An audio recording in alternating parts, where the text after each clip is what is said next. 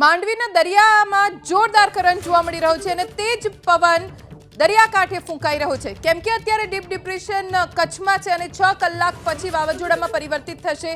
સદનસીબે પાકિસ્તાન તરફ અત્યારે તો રૂટ જોવા મળી રહ્યો છે આ વાવાઝોડાનો, પણ તેની અસર કચ્છના દરેક વિસ્તારમાં જોવા મળી રહી છે, ખાસ દરિયાકાંઠેથી જ અમારા સંવાદદાતા હારૂન નાગોરી જોડાઈ ગયા છે. હારૂન, 6 કલાક પછી આ ડીપ ડિપ્રેશન વાવાઝોડામાં પરિવર્તિત થવાનું છે.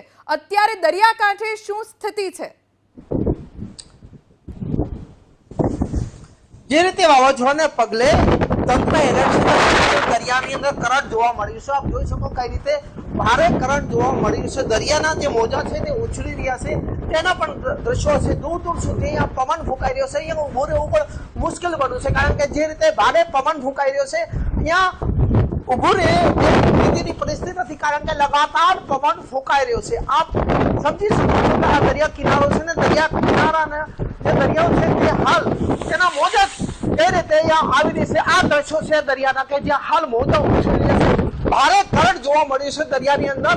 જે રીતે વાવાઝોડાની અસર જે વર્તાતી હોય તેવું લાગી રહ્યું છે, કારણ કે 6 કલાક હજુ આ ડીપ ડિપ્રેશનને સમય છે, પરંતુ તે પહેલાના આ દરિયા છે ક્યાંક ને ક્યાંક તોફાની બનેલો હોય તેવું લાગી રહ્યું છે. લગાતાર મોજા ઉછળી રહ્યા છે, દૂર સુધી આ મોજા દરિયા છે. માંડવી દરિયા કાંઠાના આ દ્રશ્યો છે. લગાતાર પવનની ગતિ પણ વધી રહી છે.